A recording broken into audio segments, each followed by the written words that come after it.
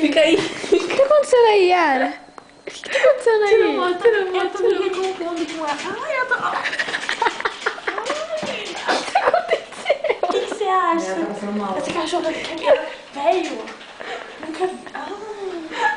O que ela fez, Yara? O que você acha? Vai ficar Ela um deu beijo, tua né? cara. Ela lambe a minha também, isso é normal.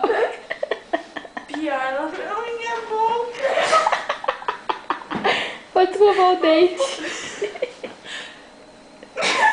Meg, pega. Oh, neném. Ai, meu Deus. Aí pronto, agora tá Yara e Joyce. Só falta a Roberta.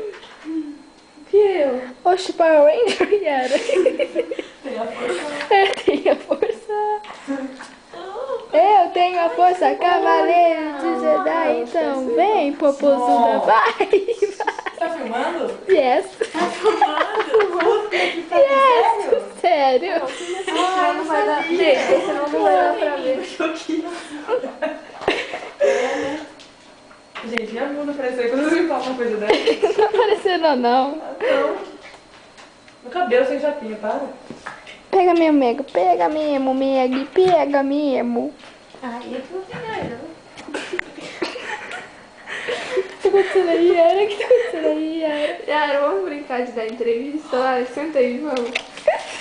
Estamos aqui com mais um jornal do Jair.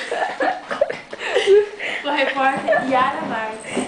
Nossa E a entrevistada de hoje é a Roberta Munique. Que maneira entrevistar? É a Meg. Entrevistada é a Meg. Disfarça. Volta a fita pro Lula.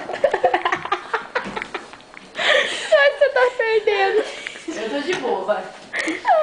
Estamos aqui com mais um jornal Jair, na casa da Carol. E eu, Baixinho, repórter galera. Yara Marques, entrevistarei a Meg da Silveira. Ai, meu Deus. Pronto, entrevista. Fala o resto sobre o sobrenome dela, ó. Tem Tem experiência quatro com uma lambida da Meg.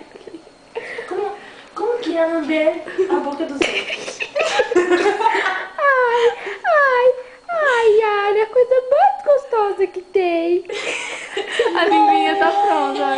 E você acha que não vai pegar bactérias assim, de lamber na cada boca de um? Não, bestinha, quem vai pegar é você. Nossa, eu sei que eu vou ganhar da Carol. Eu falei que hoje eu ia virar outra pessoa. Já passou da meia-noite? Não. Não dá pra ser.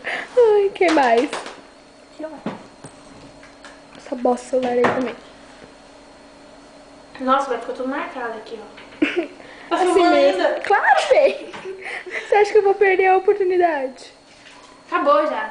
E agora está encerrado mais um jornal Jair na casa da Carol.